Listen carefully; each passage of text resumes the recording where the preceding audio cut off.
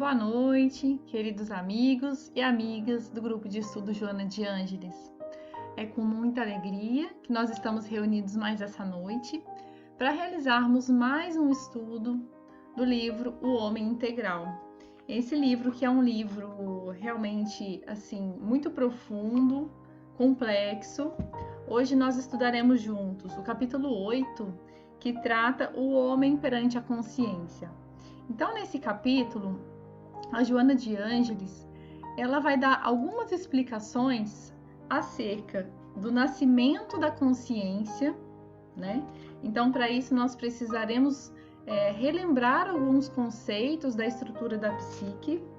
Ela vai passar também a análise dos sofrimentos humanos, porque os sofrimentos, eles também colaboram, de alguma maneira, para a ampliação da consciência humana, né? E ao final, ela vai tratar dos recursos para a libertação do sofrimento. Então, ela traz aqui algumas terapias e trata também da meditação, né? Esse recurso tão importante, terapêutico, que a Joana, na verdade, nos ensina e que, na verdade, a gente vai ver que não é uma obrigação, não pode ser um ato assim sofrido, né, de alguma maneira, e sim um momento de autoconhecimento e de mergulho interior. Então, vamos lá. A consciência.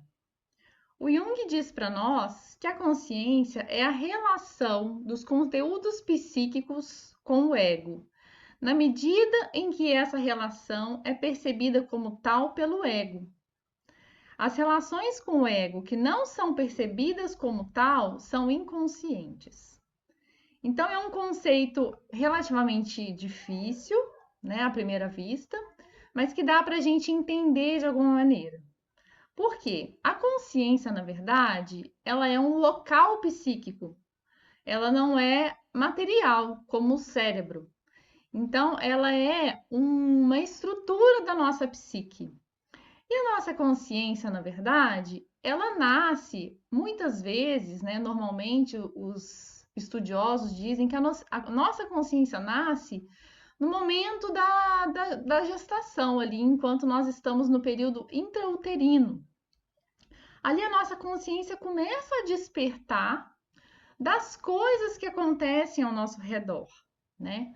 Muitas vezes, os psicanalistas, através de suas terapias, eles percebem que as pessoas têm traumas, têm alguns complexos, algumas questões a serem resolvidas, e quando começam a se aprofundar nos estudos da consciência da pessoa, percebem que são traumas que foram adquiridos ainda no período intrauterino, né?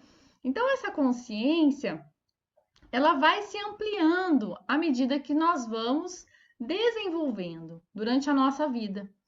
Então, o nosso ego, que é o nosso eu de hoje, tudo que eu percebo que acontece ao meu redor, que eu consigo ver as pessoas, uma pessoa que entra na sala, sai na sala, um barulho, uma pessoa conversando, eu consigo ter consciência, ou seja, eu estou ciente do que está acontecendo.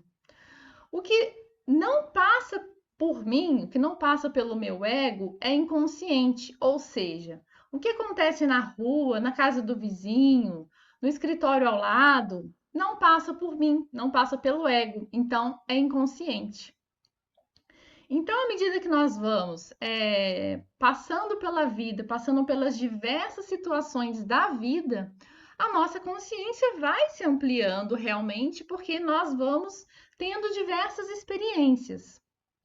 Então, nós passamos por uma encarnação, voltamos à erraticidade, né? Na erraticidade, nós temos uma consciência, às vezes, um pouco mais ampliada. E aí, quando nós vamos reencarnar, aquele espírito, ele é preparado para a reencarnação e ele passa por um período também de inconsciência, né? Ele passa um período de inconsciência e tudo aquilo que ele viveu na sua reencarnação anterior passa a ser o inconsciente, né? Então, eu até coloquei essa flor de lótus, porque o nascimento da consciência é justamente como se fosse essa flor que brota da água, vem de dentro para fora, né? Então, essa flor, quando ela nasce da água, ela de alguma maneira também se contamina com essa água. Ela sofre as influências daquela água onde ela está contida, né? Então, a nossa consciência pode ser vista dessa maneira, como essa flor de lótus, né, simbolicamente, que ao longo da vida vai crescendo, mas que de alguma maneira sofre a influência dessa água, que é o nosso inconsciente coletivo, das muitas reencarnações que nós tivemos, né? Então, eu espero que o conceito tenha ficado um pouco claro para todos. Então, ela diz que o nascimento da consciência se opera mediante a conjunção dos contrários.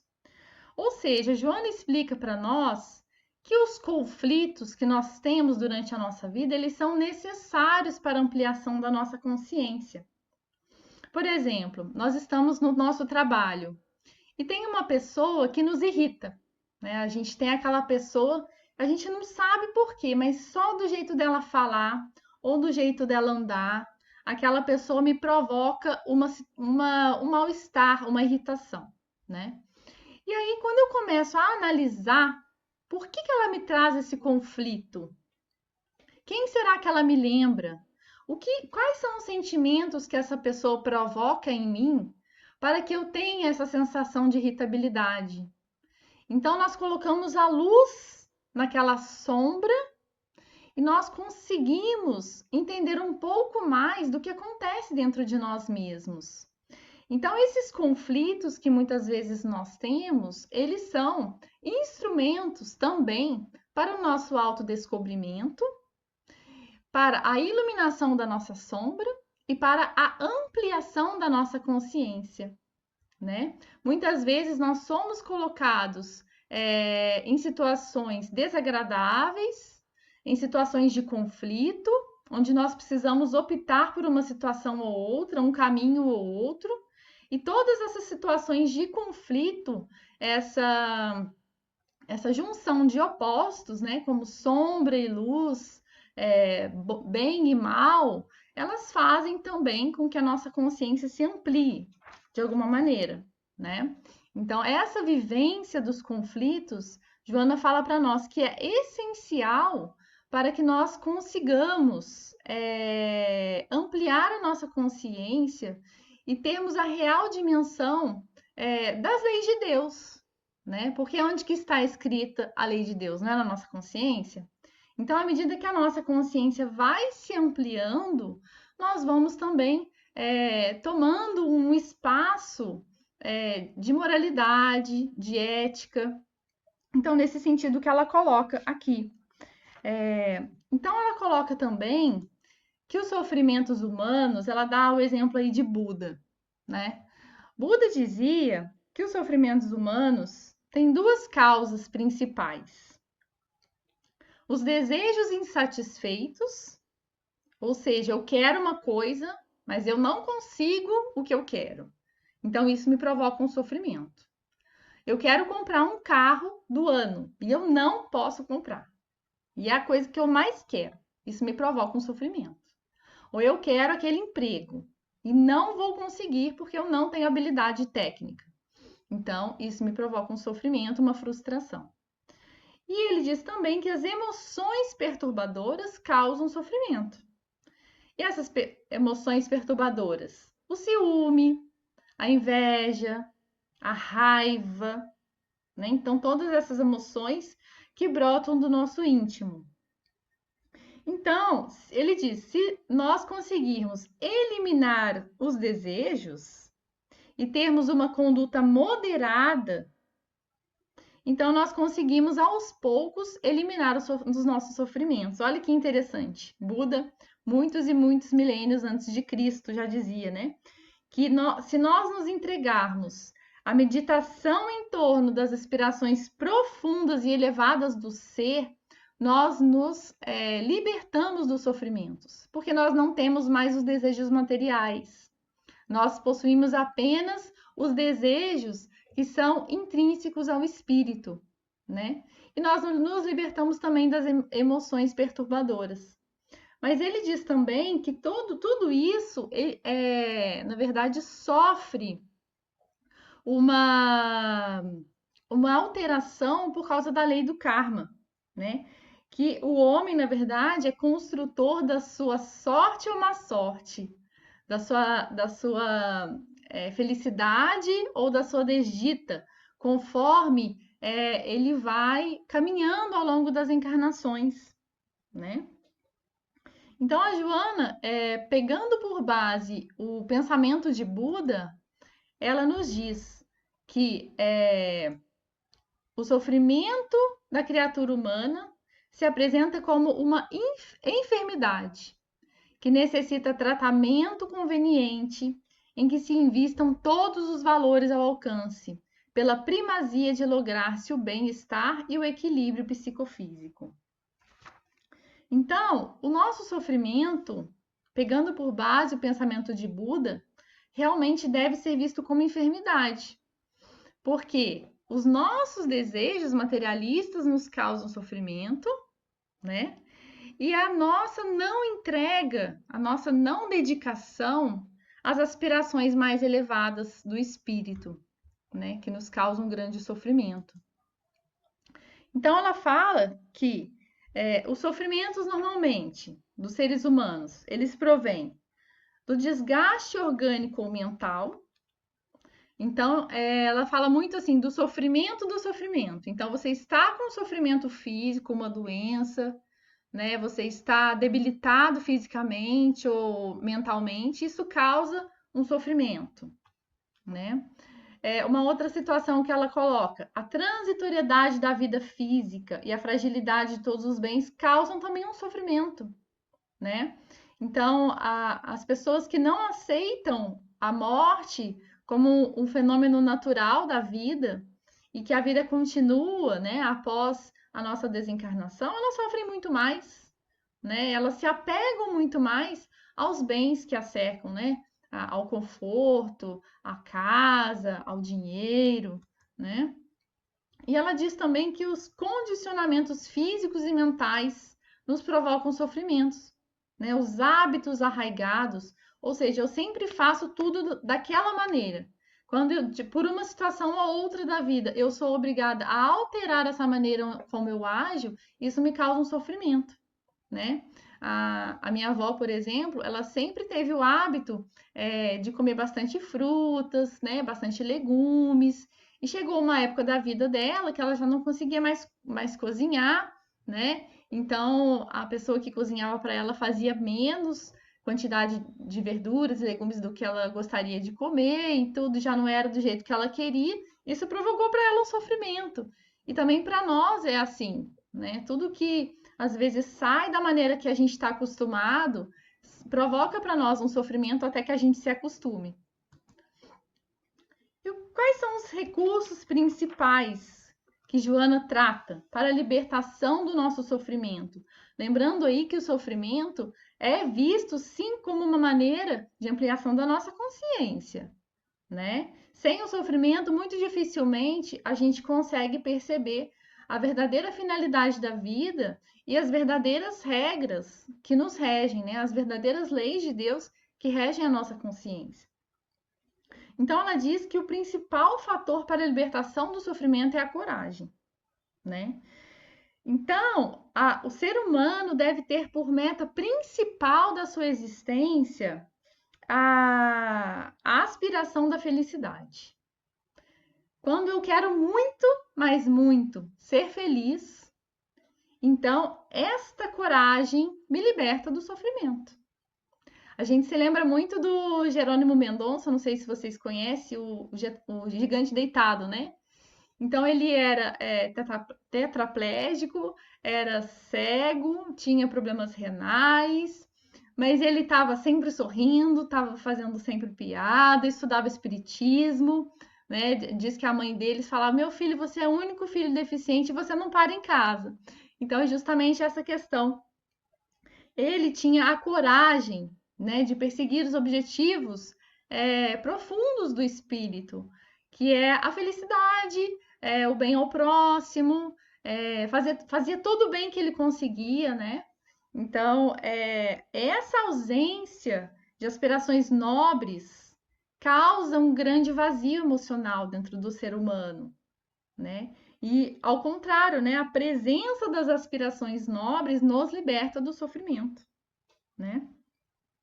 Então, o sofrimento em si mesmo, como fonte motivadora para lutas de crescimento emocional e amadurecimento da personalidade, faz com que nós compreendamos a existência de maneira menos sonhadora, né?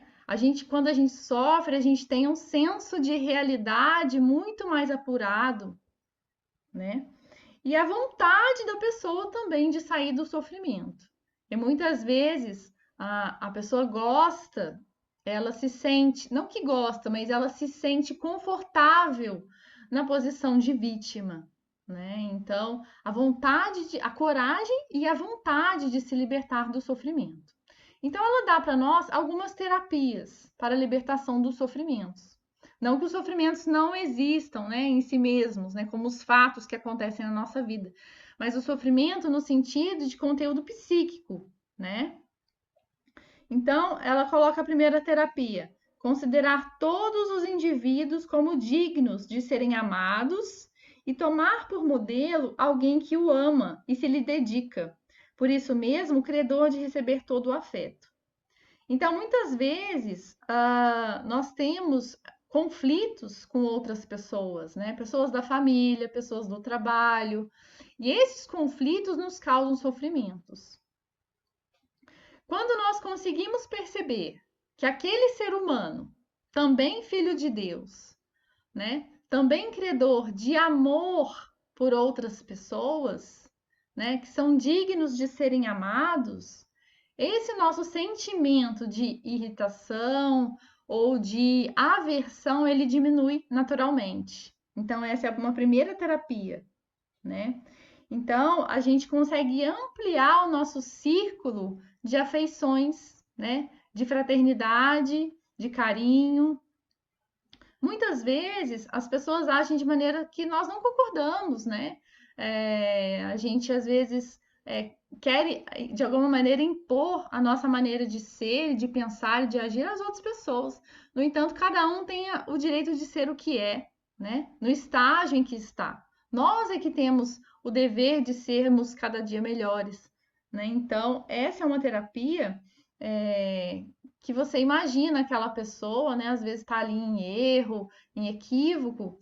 É um pai, é uma mãe, é um filho muito querido de alguém, né? Então, é uma terapia muito interessante que ela propõe para nós. A segunda terapia é identificar e estimular os traços de bondade do caráter alheio.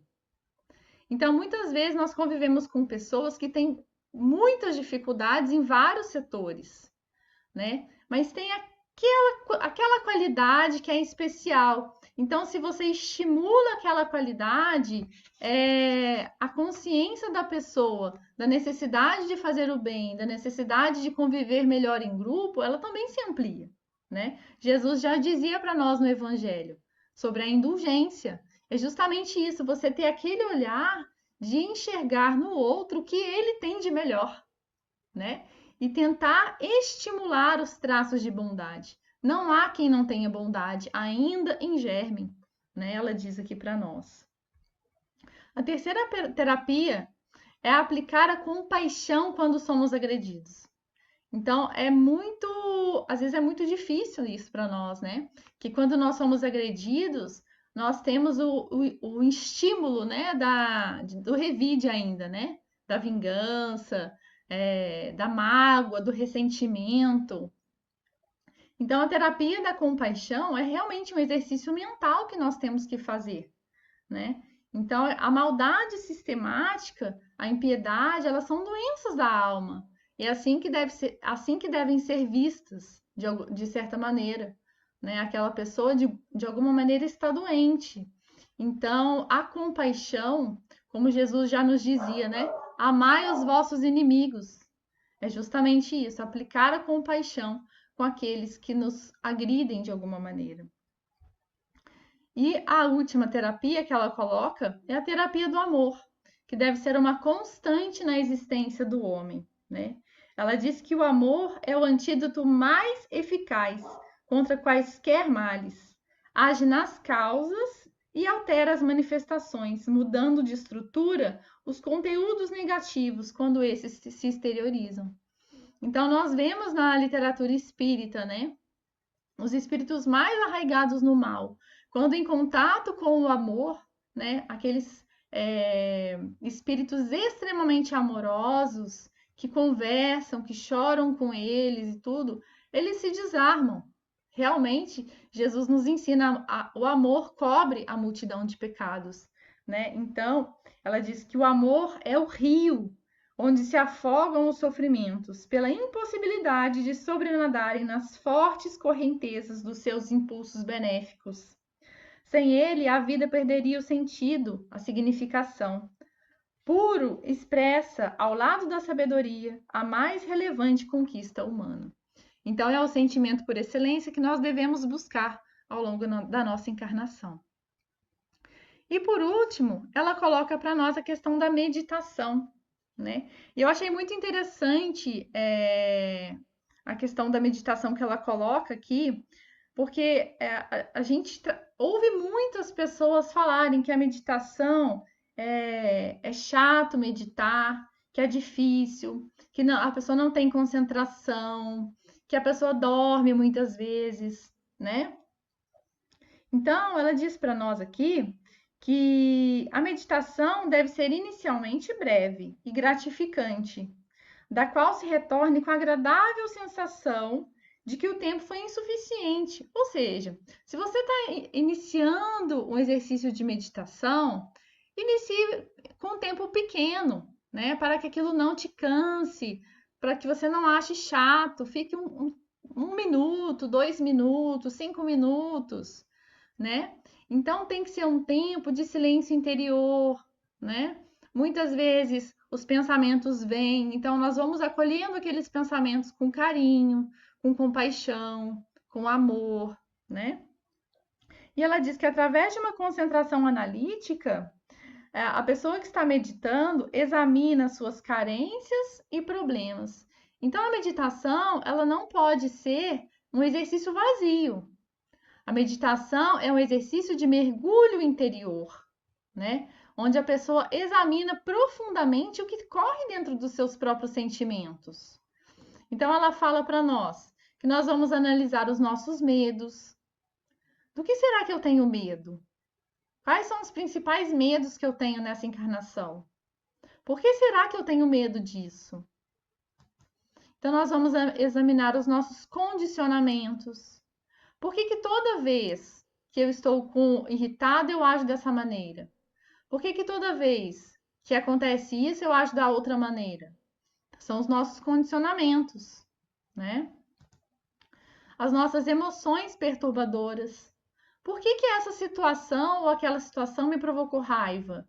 Me provocou mágoa? Por que aquilo me magoou? Aonde dentro de mim que aquilo me feriu, né?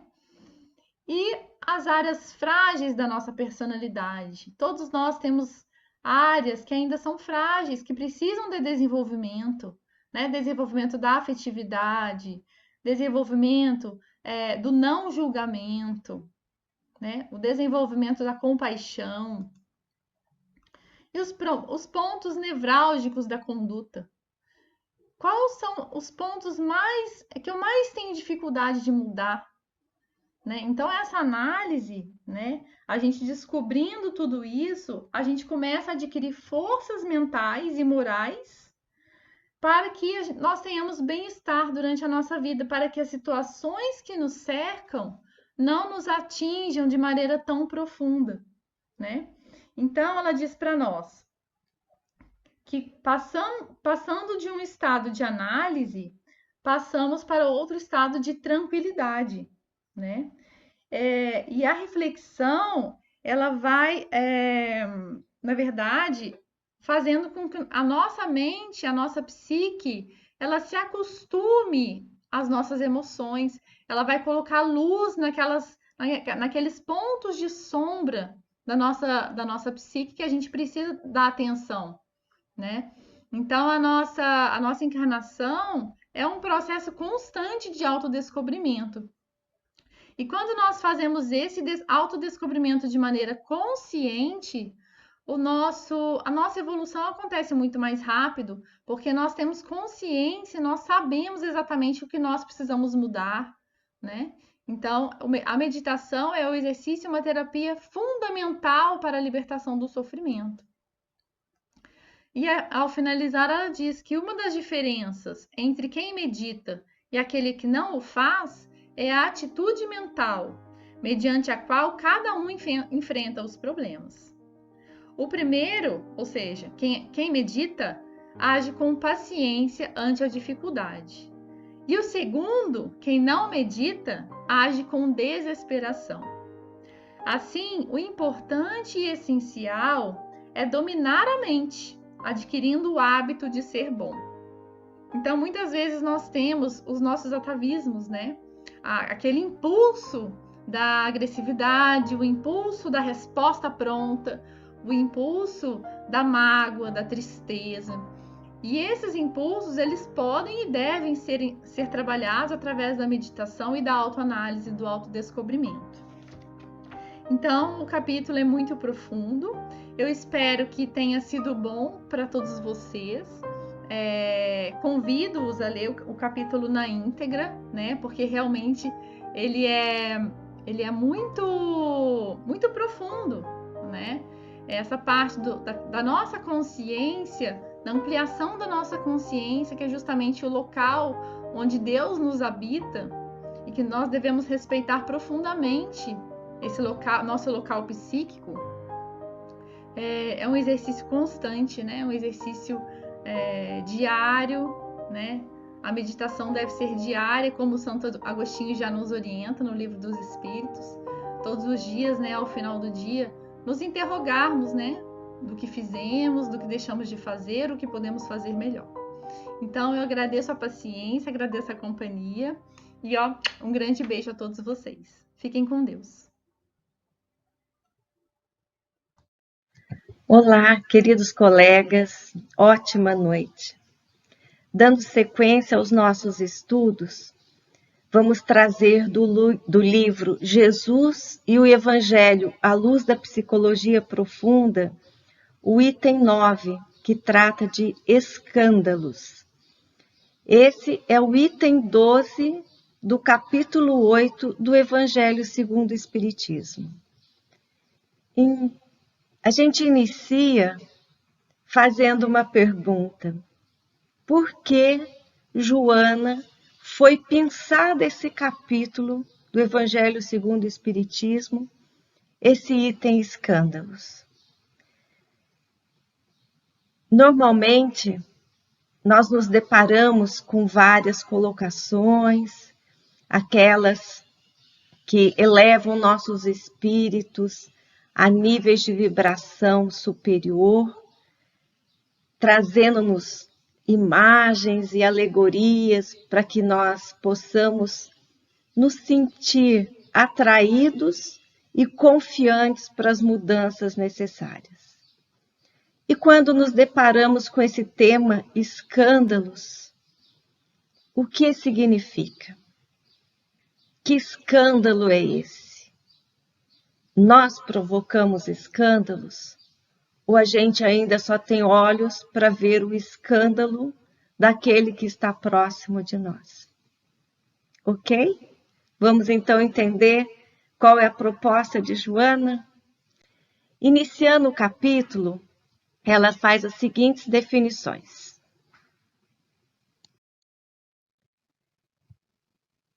O início, né, do capítulo Escândalos, então, do livro Jesus e o Evangelho à luz da psicologia profunda, inicia, tirado, né, então, de Mateus, capítulo 18, versículo 7. Ai do mundo por causa dos escândalos.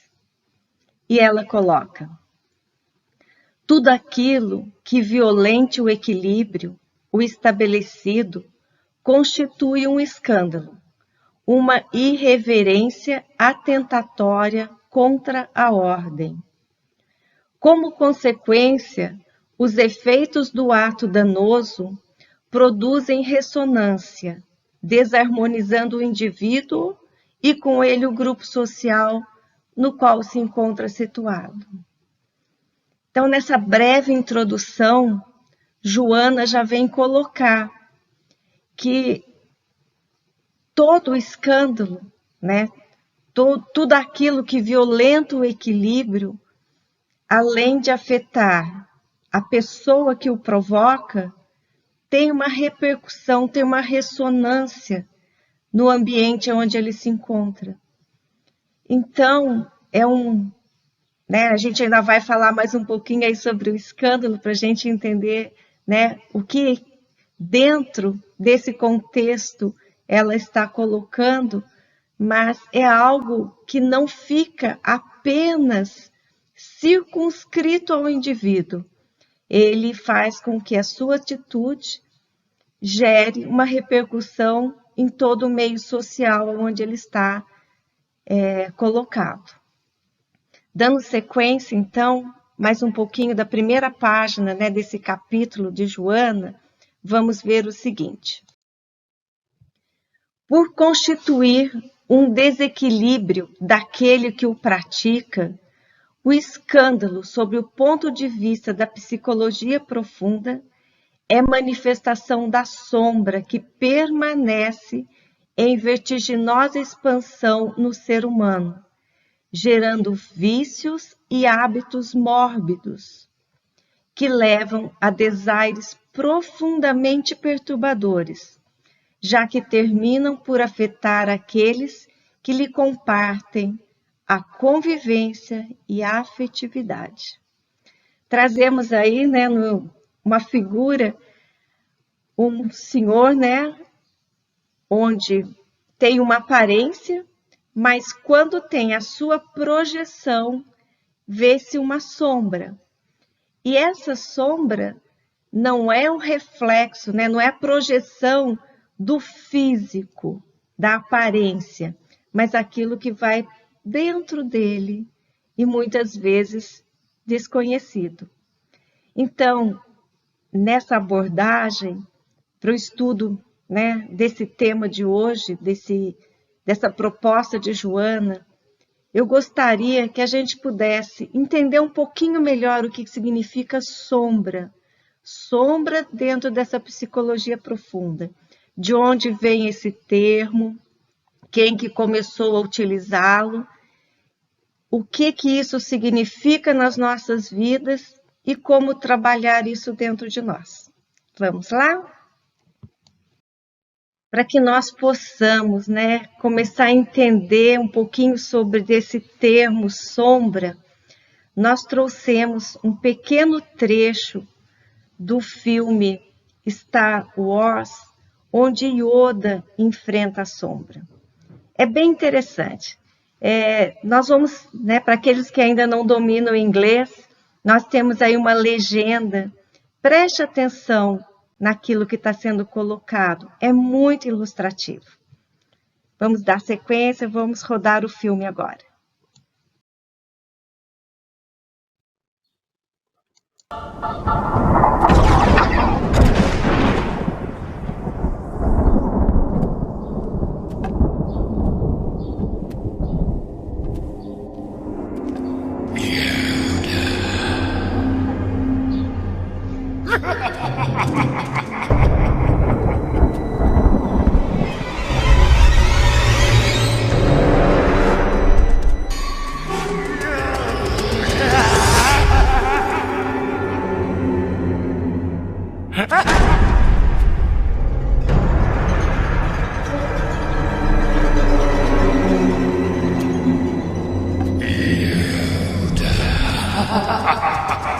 Show yourself.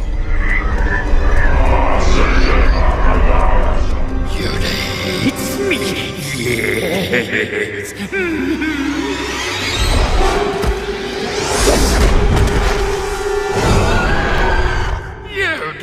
he's not with me anymore. Yoda thinks me not worthy.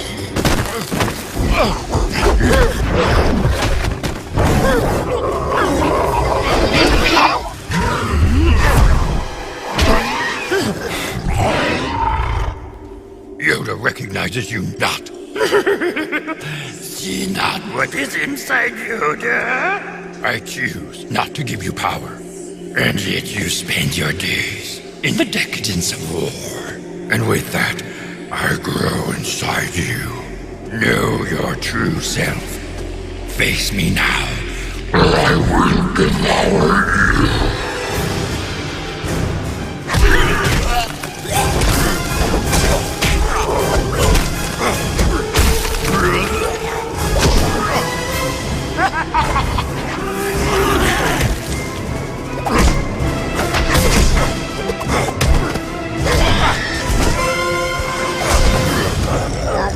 Part of me, you are not. Part of you, I am. Part of all that lives.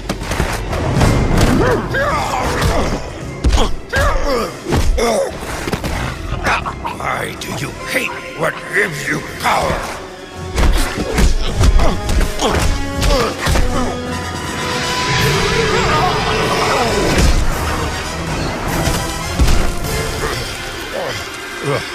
Yoda thinks me not worthy. Recognize you, I do.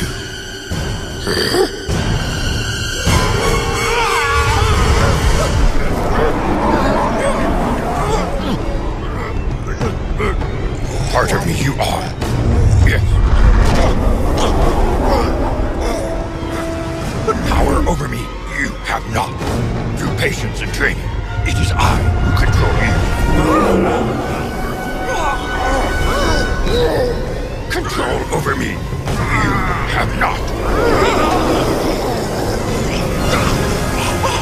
My dark side, you are. Reject you, I do.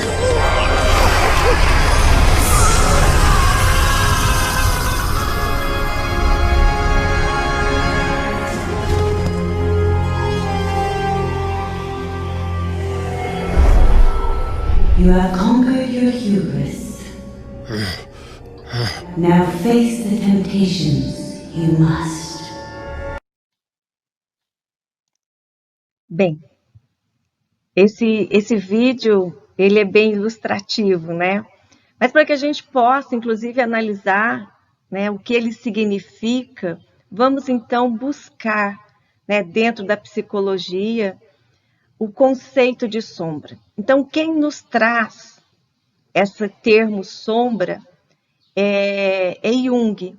Então, ele fala, esse lado que não queremos reconhecer em nós, este lado que não queremos reconhecer em nós mesmos, foi denominado por Carl Gustav Jung de sombra. E aí, a definição dele, né? O encontro consigo mesmo significa, antes de mais nada, o encontro com a própria sombra. A sombra é, no entanto, um desfiladeiro, um portal estrito cuja dolorosa exiguidade não poupa quem quer que desça ao poço profundo. Mas para saber quem somos, temos de nos conhecer a nós mesmos. Nós sempre associamos a sombra a algo negativo, a algo que desejamos eliminar. Mas vamos entender que sombra não é só isso. Sombra é algo que está no nosso inconsciente. Aquilo que para podermos acessar, vamos ter que fazer essa busca.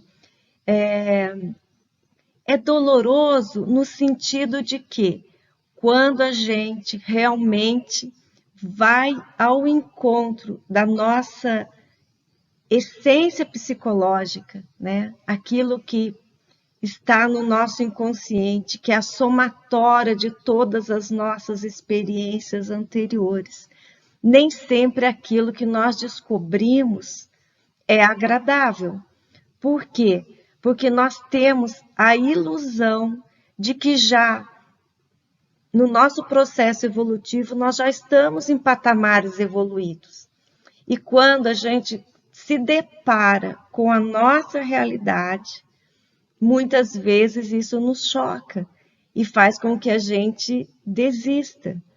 Inclusive, muitas doenças, neuroses e processos depressivos vêm dessa falta de amadurecimento psicológico para enfrentarmos, para descobrirmos quem somos, acolher e a partir daí fazer as mudanças. Então, a sombra, nesse contexto que nós vimos no filme e aquilo que Jung está colocando, não significa exatamente que é tudo negro, que é tudo ruim. Temos dentro de nós também muitos potenciais a serem desenvolvidos, que são coisas boas. Lá no filme a gente vai ouvir a sombra falando, você se nega, você nega de onde vem a sua força. Então, quando a gente nega porque tememos o desconhecido e não vamos ao encontro daquilo que está dentro de nós mesmos, no nosso inconsciente, por medo de ver as coisas negativas, a gente também perde a oportunidade de ver as positivas, porque dentro de nós estão em forma ainda de sementes a serem desenvolvidas todos os nossos potenciais divinos. Bem, dando sequência, vamos então à próxima colocação. Tirando aqui do livro Espelhos da Alma, uma jornada terapêutica, o confronto com a sombra. E ele começa com uma colocação também de Jung. As pessoas, quando educadas para enxergarem claramente o lado sombrio de sua própria natureza, aprendem ao mesmo tempo a compreender e amar seus semelhantes. E nessa colocação desse capítulo, eu gostaria de compartilhar com vocês, através da leitura, essa identificação com a sombra. E aqui, uma outra colocação de Jung. Infelizmente, não se pode negar que o homem, como um todo, é menos bom do que ele se imagina ou gostaria de ser. Todo indivíduo é acompanhado por uma sombra, e quanto menos ela estiver incorporada à sua vida consciente, tanto mais escura e espessa ela se tornará.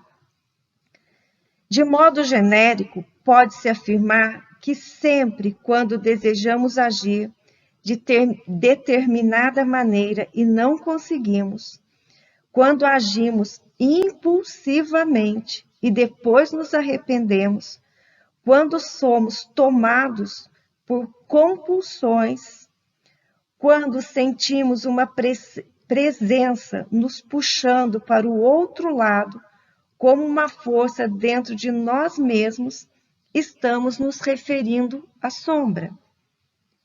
Em geral, as filosofias que creem na influência dos espíritos atribuem ao plano espiritual a causa de todas essas interferências na personalidade, nos impondo um comportamento que não temos. Certamente, devemos considerar mais esse fator na compreensão do comportamento humano, porém, não podemos esquecer que já ficou estabelecido na codificação e nas obras complementares que os espíritos influenciam os elementos que se encontram dentro de nós, sejam evidentes ou ocultos. Os espíritos não são capazes de criar defecções morais em nós, mas conseguem despertar aquilo que estava adormecido, mais íntimo, e que talvez nem nós mesmos tenhamos consciência. Assim, podemos tomar os temas de nossas obsessões como um indicativo de uma parte de nosso lado sombrio. Ou seja, quando temos já o esclarecimento, né, de que existe dentro de nós ainda tendências,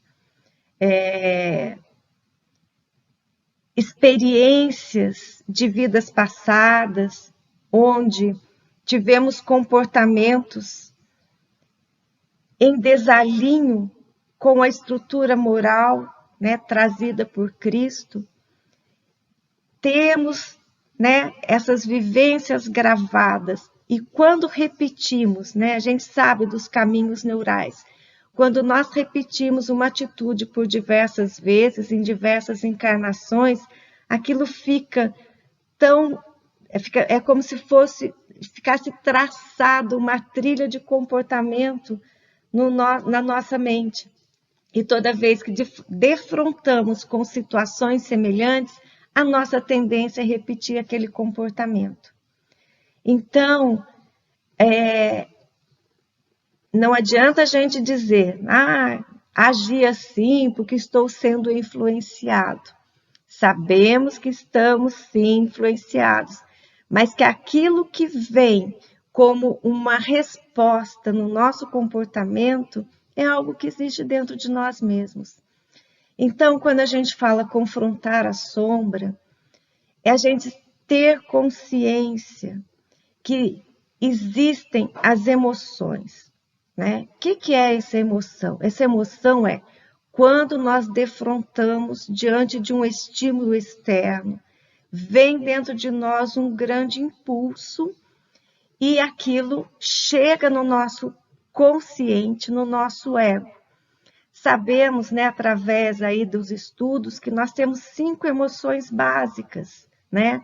Sendo o medo, a raiva, a tristeza, mas também a alegria e o amor. Mas o importante não é a emoção em si. O importante é o que nós vamos fazer com essa emoção. Então, nesse nosso processo evolutivo, onde nós vamos sentir a emoção, mas não vamos reagir, nós vamos passar a agir. O que significa isso? Nós vamos sentir, mas vamos dar uma pausa, vamos raciocinar sobre aquilo que estamos sentindo e a partir desse raciocínio, usando a mente que pensa, a evolução do nosso cérebro humano e vamos decidir o que fazer com aquele, no caso já sentimento, porque já está passando pelo processo da elaboração mental. Então, esse confronto da sombra, que é importante, é trabalhar, é igual lá no filme do Yoda, é você acolher, falar, ok, isso é meu sim, eu estou, né, essa emoção me pertence. E não está nada errado, né? As emoções existem, fazem parte, né, da nossa estrutura. Agora, a decisão de como agir a partir daquele ponto que é responsabilidade nossa nessa atual encarnação, ok? Então, passando aí, né, dando sequência aos nossos estudos, voltando, né, ao livro agora, né, Jesus e o Evangelho à luz da psicologia profunda, temos aqui o que Joana nos coloca. O lamento do homem Jesus sobre o escândalo é portador de uma invulgar energia nos seus discursos, convidando atitudes que seriam absurdas se consideradas na letra neotestamentária que conclama a eliminação do órgão por intermédio do qual se processa o escândalo, antes de despertar na vida, além do corpo, com seu modelo perispiritual degenerado. E ela, na sequência, continua. Quando um indivíduo escandaliza, prescreve para si consequências lamentáveis, sendo conduzido a percorrer o caminho de volta com aqueles a quem feriu, ou enfrentando os acidentes morais que foram deixados no transcurso de seus atos. A única maneira de construir-se o futuro ditoso é extirpar dos sentimentos o egoísmo, esse grande responsável pelos males que se multiplicam em toda parte, substituindo-o pelo seu antagonista, que é o altruísmo, gerador de bênçãos e estimulante para o crescimento moral daquele que o cultiva. Bem, Joana vem dizer o seguinte, que as colocações de Jesus, elas são atemporais. Então, ele é enérgico, às vezes, nas suas colocações, mas que isso seja um despertar, que isso seja algo para se pensar a respeito, e não para ser levado ao pé da letra. Então, quando ele fala, arranca o olho, corte a mão, ampute alguma coisa, significa que, primeiro, tome consciência daquilo que fez. Que escândalo é esse que você está promovendo? Que ação é essa que você praticou? Mas, olhando, iniciando pela percepção, pela sensação, da parte material, que mudança ele convida a fazermos, O que nós precisamos, na verdade, é nos conscientizar daquela atitude e fazer as mudanças íntimas. Então, é extirpar dos sentimentos o egoísmo. Vamos voltar um pouquinho lá, no raciocínio que a gente fez anteriormente. Quando nós deparamos com uma situação externa, na maioria das vezes o contato com outras pessoas, sentimos uma forte emoção, essa emoção precisa passar pelo nosso crivo do raciocínio, e antes que a gente dê uma resposta, que a gente reaja, a gente precisa pensar. Então, aqui, ela vem colocar, quando nós assim agimos, quando nós somos motivos do escândalo, e dentro desse capítulo ela também vem dizer, e o Evangelho coloca, que os escândalos ainda são necessários. O que significa isso? Nós ainda estamos dentro de um contexto evolutivo que nós ainda não conseguimos ter esse processo elaborado, que nós muitas vezes vamos reagir.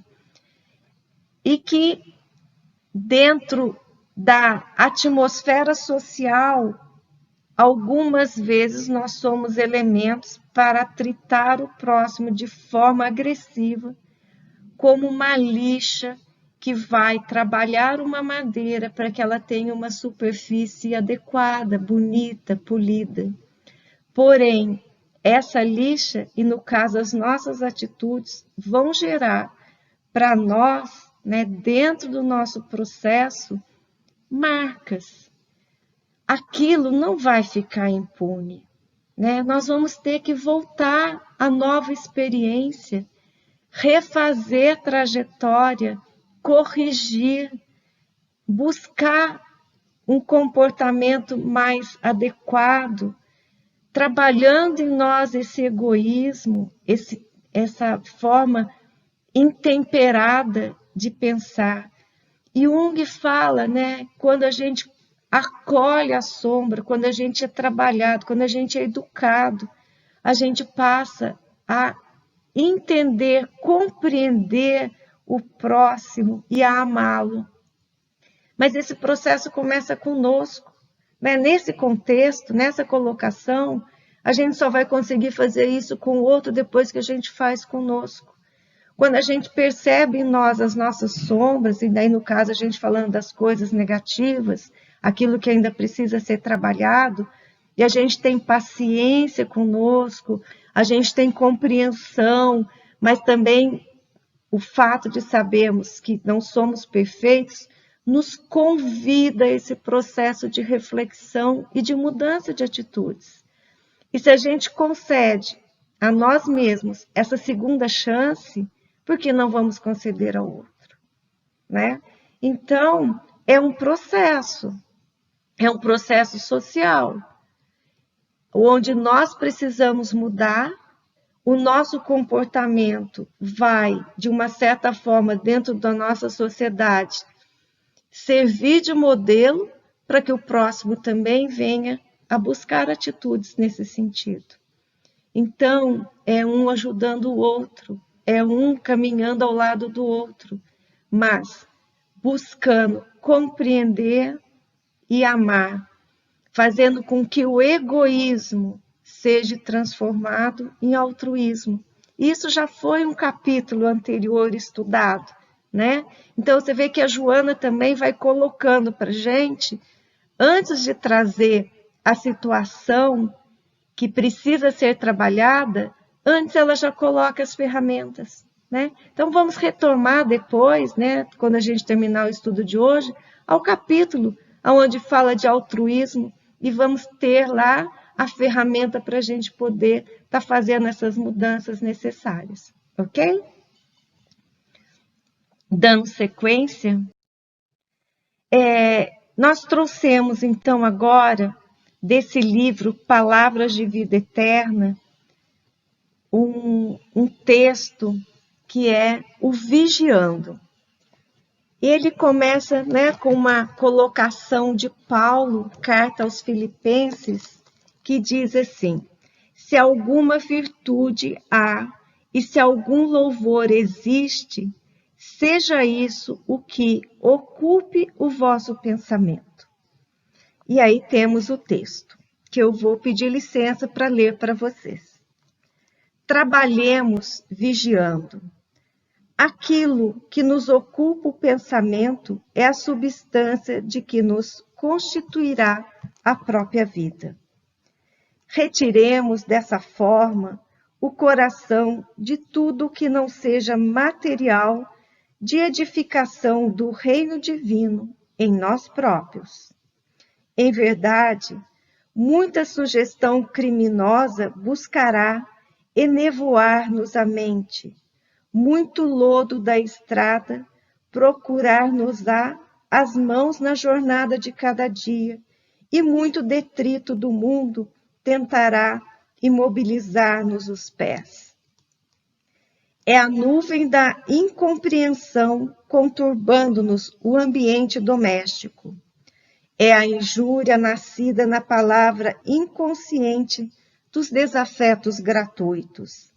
É a acusação indébita de permeio com a calúnia destruidora. É a maledicência convidando-nos à mentira e à leviandade. É o amigo de ontem que se rende às requisições da treva, passando a condição de censor das nossas qualidades, ainda em processo de melhoria. Entretanto, à frente de todos os percalços, não te prendas às teias da perturbação e da sombra. Em todas as situações e em todos os assuntos, guardemos a alma nos ângulos em que algo surja digno de louvor, fixando o bem e procurando realizá-lo com todas as energias ao nosso alcance. Ao mais doente, mais socorro. Aos mais infelizes, mais amparo. E ocupando nosso pensamento com os valores autênticos da vida, aprenderemos a sorrir para as dificuldades, quaisquer que sejam, construindo gradativamente em nós mesmos o templo vivo da luz para a comunhão constante com nosso Mestre e Senhor. Eu gostaria, de dar sequência e finalizando o estudo de hoje, voltando ao Jesus e o Evangelho à luz da psicologia profunda, com o seguinte texto. Trouxemos aqui, do Evangelho segundo o Espiritismo, o capítulo 8, Bem-aventurados os limpos de coração, que é desse capítulo que Joana extraiu o item 12, que fala sobre escândalos. E lendo a introdução do livro Jesus e o Evangelho à luz da psicologia profunda, Joana vai nos colocar: Jesus é o mais notável ser da história da humanidade. A sua vida e a sua obra são as mais comentadas e discutidas entre todas as que já passaram pela cultura e pela civilização através dos tempos. Não obstante, muito ainda se pode dizer e examinar em torno dele e de sua mensagem. Sob qualquer aspecto considerado, o seu testamento, o Evangelho, é o mais belo poema de esperanças e consolações de que se tem notícia. Concomitantemente, é precioso tratado de psicoterapia contemporânea para os incontáveis males que afligem a criatura e a humanidade. Bem, diante dessas colocações, voltando aqui a esse capítulo, aonde se inicia, dizendo: bem-aventurados os limpos de coração, porque eles verão a Deus. E da tradução, de Haroldo Dutra, temos esse limpo significando do verbo limpar, lavar, purificar. Quando estudamos a sombra, a gente consegue entender um pouquinho melhor o que significa esse limpar o coração. É a gente se conhecer melhor e buscar as transformações tão necessárias. Assim, poderemos um dia ver a Deus. Agradecemos pela oportunidade dos estudos de hoje e pedimos a Jesus, nosso Mestre, que nos contemple com a sua luz para que possamos entender melhor as suas mensagens. Graças a Deus. Um grande abraço a todos e até o nosso próximo encontro.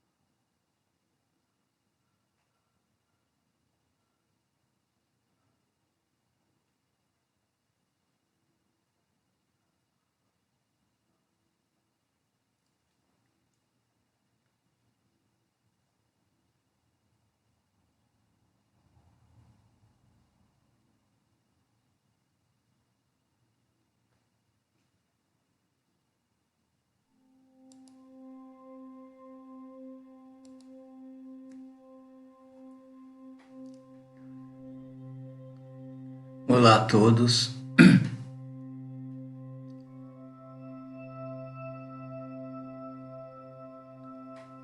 Passamos agora ao nosso momento de meditação. O tema da meditação de hoje é a autoconsciência. nós buscamos o conteúdo para essa meditação orientada um capítulo do livro Encontro com a Paz e a Saúde, de Joana de Ângeles, onde o tema desse capítulo é a autoconsciência. Eu vou ler aqui inicialmente, antes de nós fazermos o relaxamento inicial da meditação, vou ler aqui o que ela nos fala sobre o relaxamento, que está inclusive nesse capítulo mesmo de autoconsciência. E ela fala que felizmente já se dão conta os estudiosos da conduta que, associadas aos compromissos materiais, são indispensáveis as técnicas de relaxamento, as valiosas contribuições do yoga, do tai chi chuan, a dança, os esportes, as caminhadas que proporcionam a liberação de toxinas, que fortalecem o organismo, e auxiliam a circulação sanguínea e oferecem conforto físico e emocional. Então, a gente vê como é importante o relaxamento com a respiração na eliminação das toxinas, do gás carbônico. E ela termina assim esse comentário que, adicionando-se às inestimáveis contribuições da meditação, da prece, da reflexão, da solidariedade, da compaixão, a viagem interior ocorre naturalmente, ensejando maior entendimento do programa existencial, que se coroa com a desencarnação inevitável, mas tranquila, sem que haja realmente a interrupção da vida.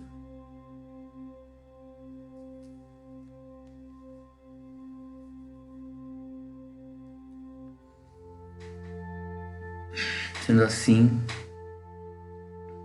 meus irmãos, nos colocando agora numa posição de meditação, uma posição externa, como já é de costume, uma posição confortável, e também nos colocando numa posição interna, receptiva às reflexões da meditação orientada de hoje.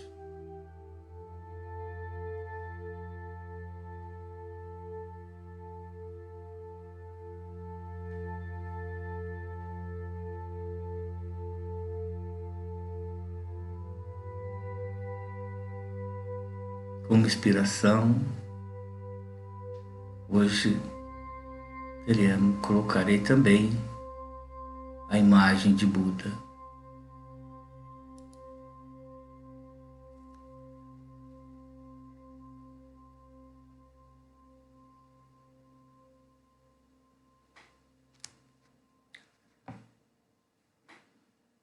Tome consciência de seu estado mental.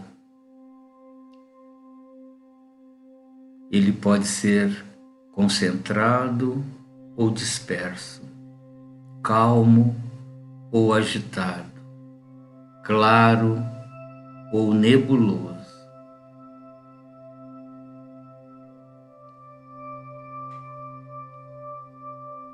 Tome consciência nesse instante do seu estado mental.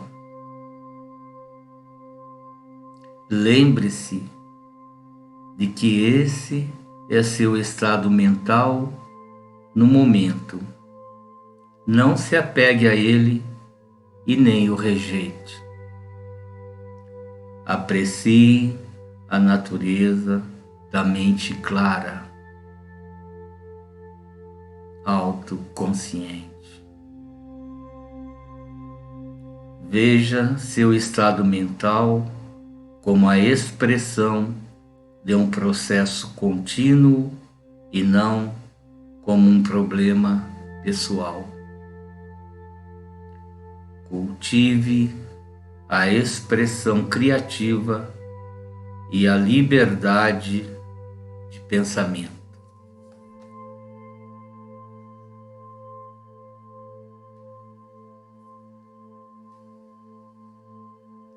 Parte por parte, muito lentamente, mova sua atenção do alto da cabeça até a ponta dos pés.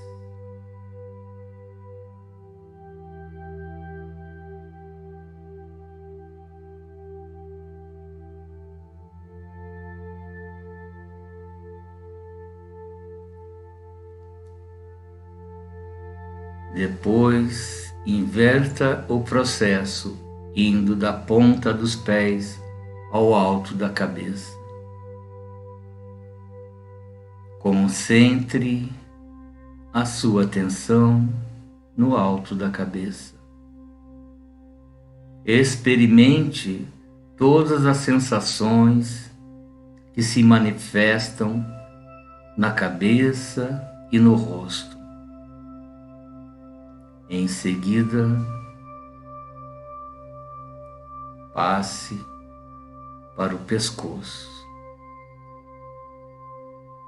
especialmente a garganta.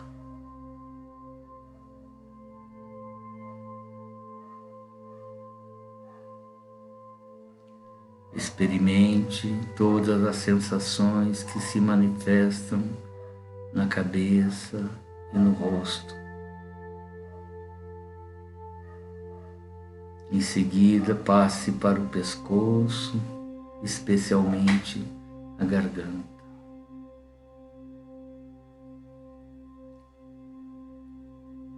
Desloque a atenção pela frente do corpo, do alto até os genitais. Depois, concentre-se nas costas, descendo do alto até a base da coluna.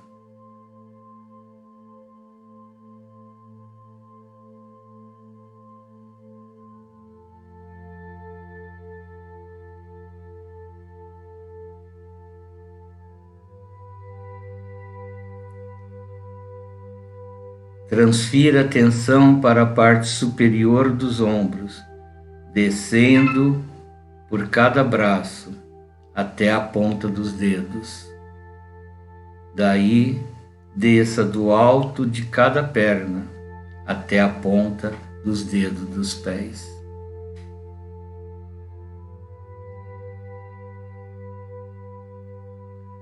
Durante a jornada para baixo e para cima, ao longo do corpo, experimente as sensações de leveza, vibração e calor. Às vezes, você não sentirá absolutamente nada, mas continue transferindo sua atenção de um momento a outro. O poder da atenção contribui para dissolver dores e tensões.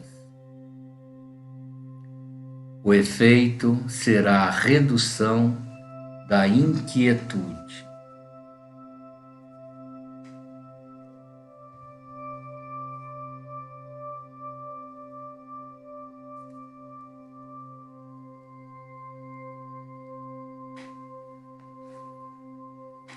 Leve agora sua atenção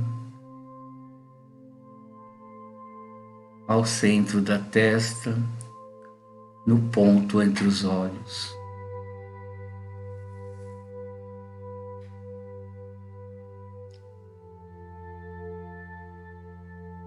Visualize uma paisagem de sua preferência.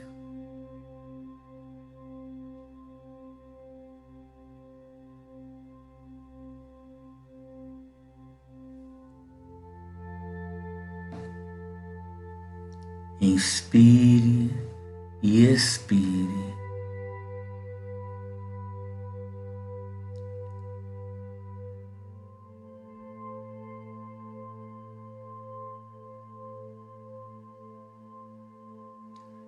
Nesse ambiente que você criou, sinta que a paz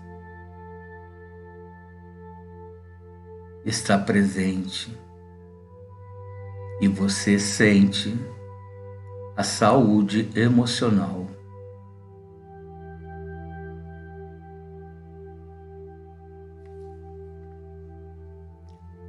A saúde emocional, junto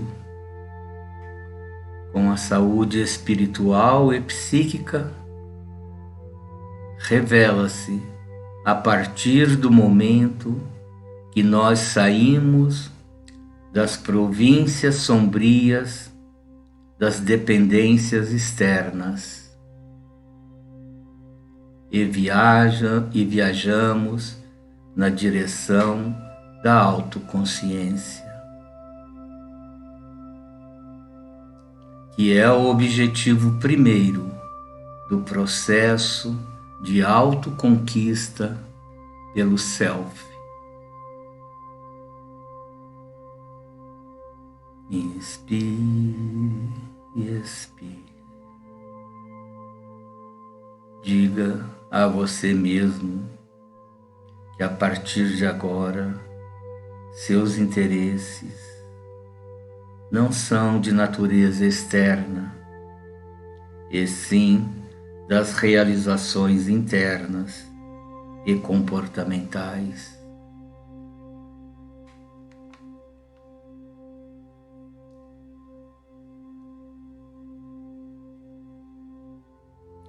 Afirme: eu tenho a autoestima elevada, não mais me refugio na timidez e limitações que me geravam angústia e solidão. Eu busco beleza interior, harmonia e autoconfiança.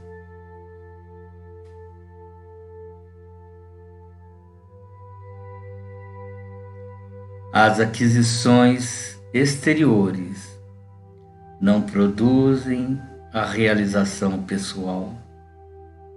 O conflito pelo poder esfacela os sentimentos, transtorna as expectativas de vida.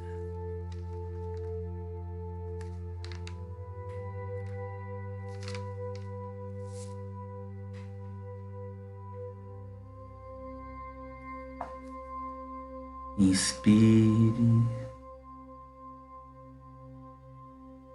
e expire.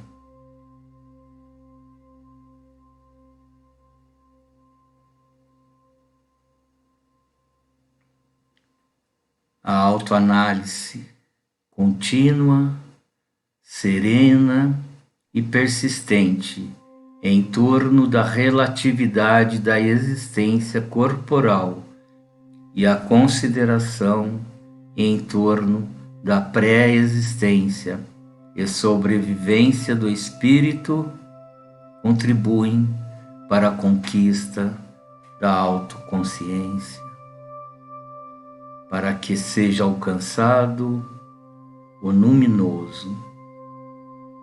Quando os acontecimentos adquirem sentido psicológico e motivação para o empreendimento da felicidade.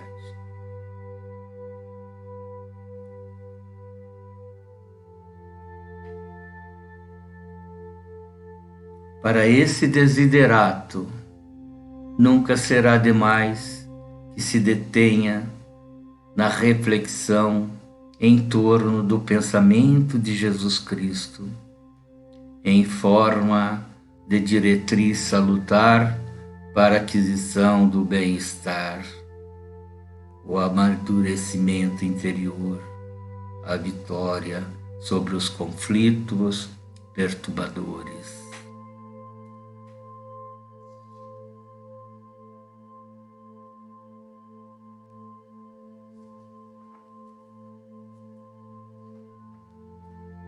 A lucidez em torno do comportamento saudável faculta uma vivência mais consentânea com a conquista dos inestimáveis tesouros da saúde e da paz.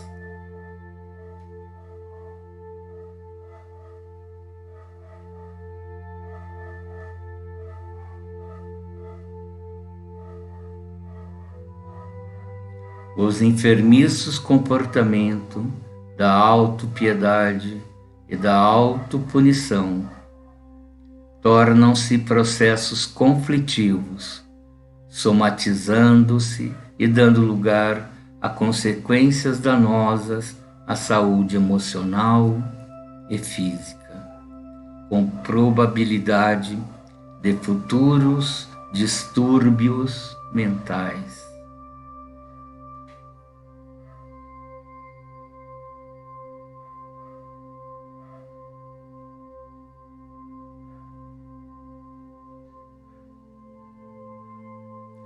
Pratique, desenvolva autoconsciência. A autoconsciência é também processo de auto-iluminação, conquista do infinito, realização plena.